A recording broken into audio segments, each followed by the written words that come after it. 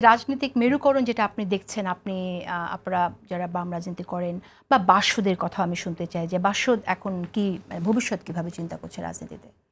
ধন্যবাদ। নিজেদের নিয়ে কি ভাবছে? শুরুটা হয়েছিল যে ঐক্যের যে একটা কথা শোনা যাচ্ছে, ঐক্য কার সঙ্গে কার হবে, ঐক্যের লক্ষ্যটা কি হবে এবং ঐক্য করার ফলে জনগণের কি লাভ হবে।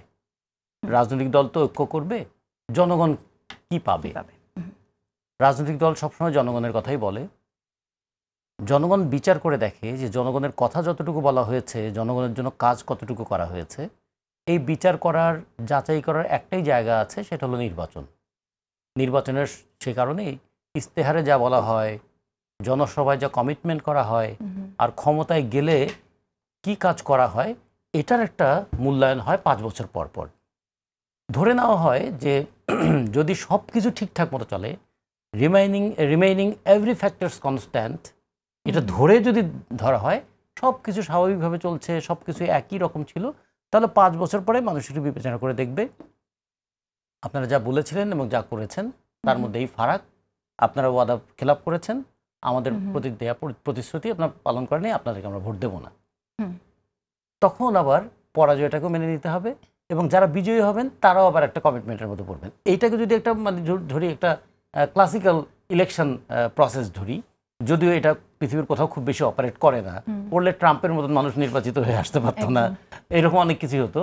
ফলে তারপরেও এখনো পর্যন্ত বুর্জুয়া ডেমোক্রেসিতে এটাকে একটা অ্যাকসেপ্টেবল পদ্ধতি বলা হয়, পিসফুল ট্রানজিশন অফ পাওয়ার বা ট্রান্সফরমেশন অফ পাওয়ার বা হ্যান্ড ওভার অফ পাওয়ার যদি বলি।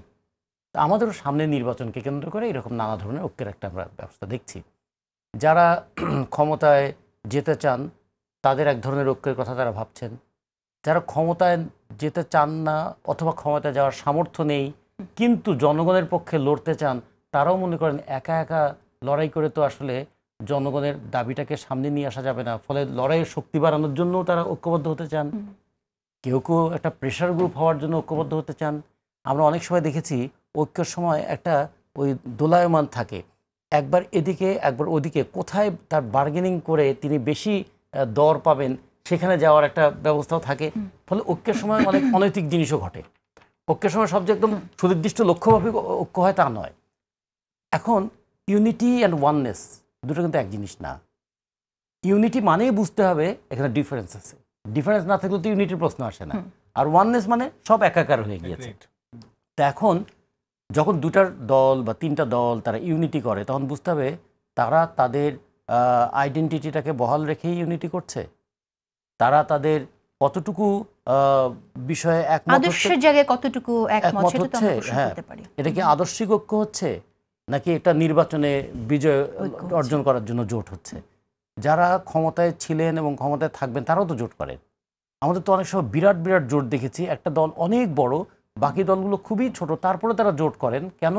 তারা মনে করেন ওই যে একটা কথা আছে না যে 96 পয়সায় তো 1 টাকা হয় না, 4টা পয়সা তো লাগে। এই 4 পয়সা আলাদা দিক থেকে দেখলে 4 পয়সার কোনো মূল্য নেই, কিন্তু ওই 4 পয়সা যুক্ত না হলে আবার 1 টাকাও হয় না। এই জন্য কখনো কখনো যাদের জনসমর্থন কম তাদেরকেও আমরা পাশে রাখতে চান। কিন্তু রাজনীতিতে যে খেয়াল করতে হবে আমরা কি চেয়েছি এবং সেটা প্রতিষ্ঠা করার জন্য কি করব। যে ডিবেটটা এখানে হলো, মানুষের সম্ভ্রমটা হচ্ছে মানুষের কাছে সবচেয়ে বড় জিনিস। একটা সময় মানুষ সম্ভ্রম বলতে শুধু শরীর বুঝতো, কিন্তু এখন শরীরের চাইতেও গুরুত্বপূর্ণ হচ্ছে মানুষের সংস্কৃতি। মানুষ এই জন্য শারীরিক আঘাতের চাইতেও মানসিক অপমানকে অনেক বেশি কষ্টদায়ক মনে করে। মানে মানুষ যত ডেমোক্রেটাইজড হবে, যত একটা সমাজ আধুনিক হবে, তত কথার শক্তিটা বাড়বে, কথার আঘাতটাও তত তীব্র হয়। সেক্ষেত্রে তাহলে কি হবে? সংস্কৃতির প্রতিফলন কি হবে কথার মধ্য দিয়ে? আমরা গণ অভ্যুত্থানের পরে একটা জিনিস খুবই দুঃখের সঙ্গে খেয়াল করেছি, যেটা আমরা কখনো আন্দোলনের মধ্য দিয়ে যে একটা নৈতিকতার জাগরণ হয় আমরা জানতাম, আন্দোলনের পরে এত নোংরা কথার ছড়াছড়ি হলো, এটা আমরা খুবই দুঃখ পেয়েছি। যে আমাদের এই তরুণদের উপর তো আমাদের ভরসা আছে, তাদের উপর আমাদের ভরসা করতে হবে। ভরসা যদি নাও করতে চাই, আমাদের তো বয়স হয়ে যাচ্ছে, আমরা কতদিন অ্যাক্টিভ থাকবো? এরাই তো সামনে আসবে। একটা সেই জায়গাটাতে কে নিয়ন্ত্রণ করবে? কি দিয়ে নিয়ন্ত্রিত হবে?